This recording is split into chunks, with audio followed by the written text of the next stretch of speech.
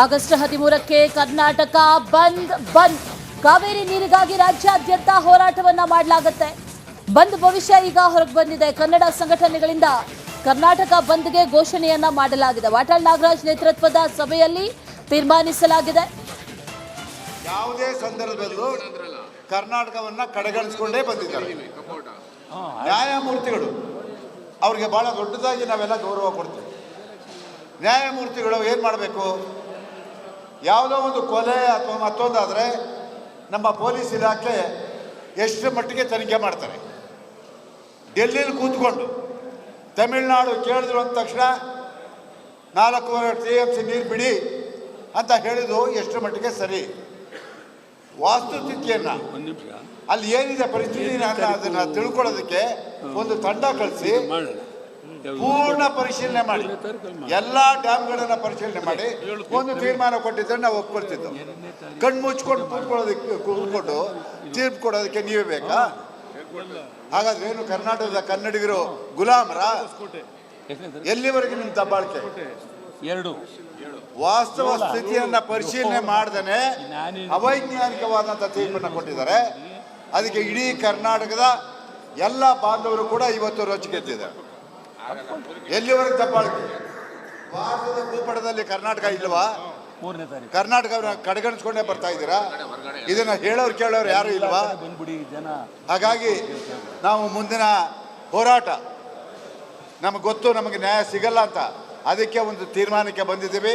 ಕೊನೆಯದಾಗಿ ಮಾತನಾಡುವಾಗ ಯಾವತ್ತು ಏನು ಅನ್ನೋದನ್ನು ಸಂಪೂರ್ಣವಾದಂಥ ವಿವರಣೆಯನ್ನು ನನ್ನ ನಾಯಕರಾದಂಥ ವಾಟಾಳ್ ನಾಗರಾಜ್ ಅವರು ಕೊಡ್ತಾರೆ. ಈಗ ಈ ಒಂದು ಸಭೆಯನ್ನು ಉದ್ದೇಶಿಸಿ ಹಲವಾರು ಮುಖಂಡರು ಬಂದಿದ್ದಾರೆ. ಅವರೆಲ್ಲರೂ ಕೂಡ ಮಾತನಾಡಬೇಕಾಗಿರೋದ್ರಿಂದ ಒಂದು 2 ನಿಮಿಷ ಎಲ್ಲರೂ ಬರ್ತಾರೆ. ದಯಮಾಡಿ ಕುಮಾರ್ ಅವರು, ಪ್ರವೀಣ್ ಕುಮಾರ್ ಶೆಟ್ಟಿ, ಕುಮಾರ್ ಅವರು ಎಲ್ಲರೂ ಮಾತಾಡಬೇಕು. 2 ಮಾತು ಎಳೆಬಿಡಿ.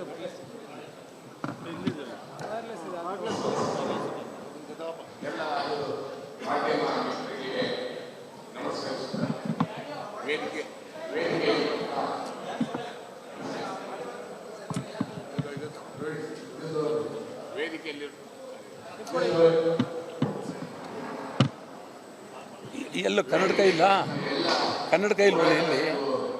ಅದು ಕೆಳಗಿಡಕ್ಕೆ ತಂದಿರೋದು ಹಿರಿಯ ಹೋರಾಟಗಾರರು ವಾಟಾಳ್ ನಾಗರಾಜ್ ಅವರು ಬಂದಿರುವಂಥ ಸಭೆಗೆ ನಾವೆಲ್ಲ ಕನ್ನಡದ ಮನಸ್ಸುಗಳು ಕೈ ಜೋಡಿಸಿದ್ವಿ.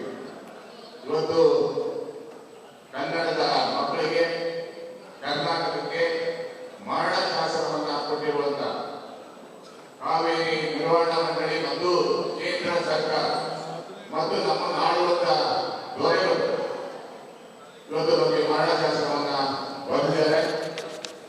ನಾವೆಲ್ಲರೂ ಆತಂಕದಲ್ಲಿದ್ದೀವಿ. ಮುಂದಿನ ದಿನಗಳಲ್ಲಿ ನಮ್ಮ ಮಕ್ಕಳಿಗೆ ಕಾವೇರಿ ನೀರನ್ನ ಉಳಿಸ್ಕೋಬೇಕಾದ್ರೆ ಮಾನ್ಯ ಮುಖ್ಯಮಂತ್ರಿಗಳು ಬಂಗಾರಪ್ಪನವರ ಹಾದಿಯನ್ನು ಹಿಡಿಯುವುದರ ಮುಖಾಂತರ ಸುಗ್ರೀವಾಜ್ಞೆಯನ್ನು ತಂದು ನೀರನ್ನ ನಿಲ್ಲಿಸುವಂತ ಕೆಲಸ ಮಾಡಬೇಕು ಅಂತ ಒತ್ತಾಯವನ್ನು ಮಾಡ್ತೀವಿ.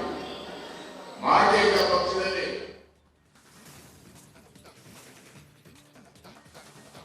ಇದೇ ವಿಚಾರಕ್ಕೆ ಸಂಬಂಧಪಟ್ಟಂತೆ ಡೀಟೇಲ್ಸ್ ಅನ್ನ ಕೊಡ್ತಾರೆ ನಮ್ಮ ಪ್ರತಿನಿಧಿ ವೀರೇಶ್. ದೂರವಾಣಿ ಸಂಪರ್ಕದಲ್ಲಿ ಜಾಯಿನ್ ಆಗಿದ್ದಾರೆ. ವೀರೇಶ್, ಒಂದು ಕಡೆಯಲ್ಲಿ ಕಾಂಗ್ರೆಸ್ ಹೇಳ್ತಾ ಇದೆ ನೀರೇ ಬಿಡ್ತಾ ಇಲ್ಲ, ಬಿಜೆಪಿ ಯಾಕೆ ಪ್ರತಿಭಟನೆ ಮಾಡ್ತಾ ಇದೆ ಅಂತ. ಮತ್ತೊಂದು ಕಡೆಯಲ್ಲಿ ಬಿಜೆಪಿ ಹೋರಾಟವನ್ನ ಮುಂದುವರಿಸಿದೆ.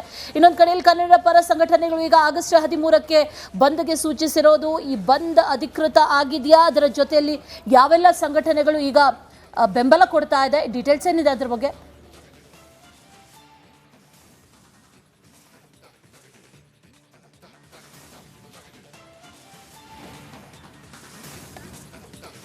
ಆಲ್ರೈಟ್, ನಮ್ಮ ಪ್ರತಿನಿಧಿಯನ್ನು ಮತ್ತೆ ಸಂಪರ್ಕಿಸ್ತೀವಿ.